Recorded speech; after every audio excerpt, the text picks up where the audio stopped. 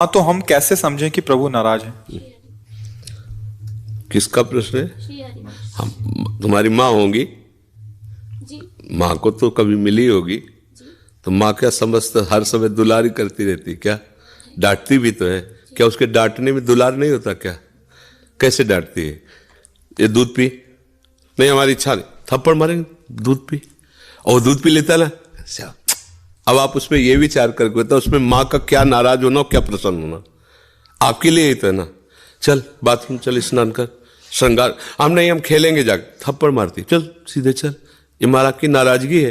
वो बच्चा समझ रहा है नाराजगी नहीं। अपार करुणा सिंधु भगवान, हम नरक में गिरने जा रहे हैं, वो हमको घसीटते हैं। उस समय उनका जो घसीटना होता है हमें लगता है गुस्सा हो रहे हैं। भगवान गुस्सा नहीं हो रहे, भगवान कृपा कर रहे हैं, पर हम वो समझ नहीं पाते हैं।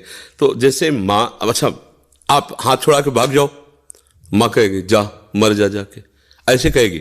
हमने सुना है, नहीं मानता ना, मर जाके, तेरे को जो मन में आया सो कर जाके। अब उससे पूछो तो कि वो माँ बच्चे को मरने का श्राप दे रहे क्या? नहीं नहीं, अगर वो दौड़ लगाया और गिर गया तो दौड़ के जाके उठाएगी, और वो उसका एक प्रेम भरा शब्द है जिसमें कर्कशता दिखाई दे रही, पर है नहीं।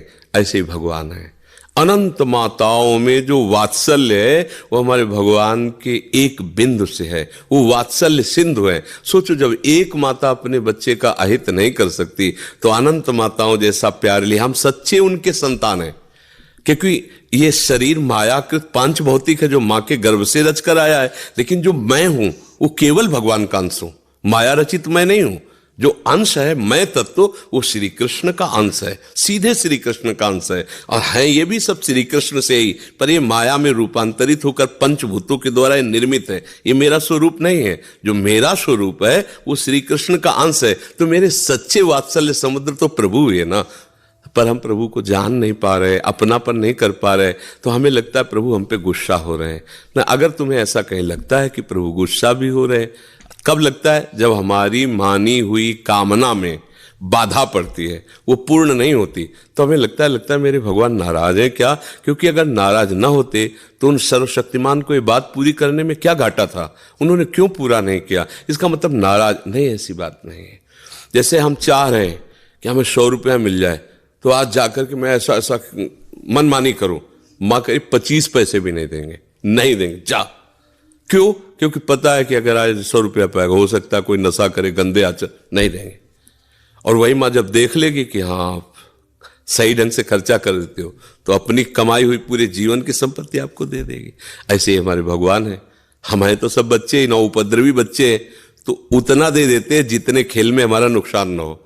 जब हम मनमानी आचरण करने के लिए तैयार होते हैं और उनके शरणागत होते हैं, तो वो घेर देते हैं, हर वो बात नष्ट कर देते हैं जिससे हमारा अमंगल होगा। क्योंकि भगवान का एक नाम है मंगल भवन अमंगलाय, और हम मान रहे हैं कि उसमें मंगल है, और भगवान देख रहे हैं कि इसमें अमंगल है, उसको काट देते हैं। पर हम समझ नहीं पाते हैं। एक दो मित्र थे, कई बार सत्संग में सुनाया है, वो दोनों मित्र कुछ दिनों के बाद आचरणों में दोनों के परिवर्तन हो गया। एक गंदे लोगों की संगत में शराब पीना, जुआ खेलना, वैश्यागमन करना, इधर चल पड़ा, और एक गंगा स्नान करना, नाम जप करना, भागवत सुनना, संतों का समागम करना। काफी लंबे समय तक दोनों का मिलान नहीं हुआ। एक दिन वो पास से निकल रहा था जो व्यभिचार मार्ग में चला गया, और वो आ रहे थे गंगा नहा के नाम जप करते हुए। तो खजूर होता है ना, खजूर का बड़ा कांटा होता है, गंगा नहाने वाले के खजूर का कांटा, वो एकदम चीख के बैठ। वो नजदीक गया, सूट बूट पहने बाबूजी की तरह, बोले क्या मिला तेरे को? गंगा नहा रहा है, नाम जप कर रहा है, धर्म से चल रहा है, देख सैकड़ों फ्रेंड ने हमारे मौज मस्ती से जीवन कट रहा है, देख मेरे को ऐसे।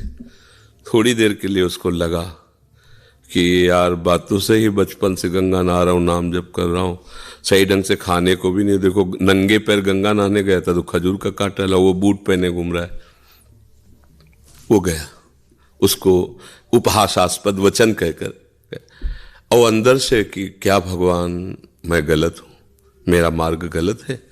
उतनी देर में एक वयोवृद्ध के रूप में प्रभु आए, लाओ लाओ मैं कांटा निकाल देता हूँ। बोले कांटा तो तुम ना निकालोगे तो हम ही निकाल लेंगे, पर हृदय में जो कांटा लग गया है अभी उसके वचनों से, उसका संशय। बोले क्या? बोले वो मित्र हमारा, हम दोनों मित्र थे, हम सतमार्ग में आए, वो कुमार्ग में आए, उसका महल खड़ा है, सूट बूट से टहलता है, कभी उसको जुकाम भी नहीं हुआ, नंगे पैर चलता हूँ, खाने को भी नहीं, देखो अभी कांटा खजूर का लगा हुआ, गंगा नहा के आ रहा हूँ, कोई पाप कर्म नहीं, ये सब क्या है? क्या हमारे भजन का यही फल मिला हमको? तो उनका नहीं, तुम केवल अभी वर्तमान को देख रहे हो, मैं तुम्हें अनेक जन्मों की बात बताता हूं।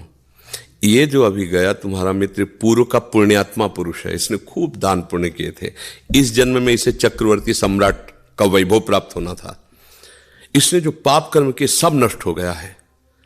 अब ये कुछ क्षणों के लिए आपको ये दिखाई दे रहा है, जहां इसका वर्तमान का पाप और पूर्व का पुण्य नष्ट होकर पूर्व का पाप जुड़ा तो नष्ट हो जाएगा, ये किसी काम का नहीं रहेगा, देखना। और तुम्हारे ऐसे पाप थे कि इसी समय तुम्हें सूली की सजा मिलनी थी। पहले पुराने जमानों में सूली की सजा होती, भाले जैसे एक यंत्र में ऊपर से उसको लाके छोड़ा जाता था, गुदा द्वार में घुस के ऐसे, अब वो कितने घंटों में तड़प के मरे, बहुत कष्टप्रद मृत्यु। बोले तुम्हें सूली की सजा तो खजूर के कांटे में निकल गई। तुम्हारा वर्तमान का पुण्य और पूर्व के जो पाप है वो नष्ट हो चुके हैं, और पूर्व का पुण्य, ये दोनों जब मिलेंगे तो तुम्हें जो अपार सुख होगा वो सोच भी नहीं सकता। इसलिए तुम गलत नहीं हो, अपने विचारों को शुद्ध रखो। तो धर्म से चलोगे, ठीक चलोगे, तो हो सकता है आज तुम्हें कष्ट लगे, ऐसा लगे कि भगवान हमको क्यों नहीं दे रहे हैं सुख वैभव जो मैं चाहूं।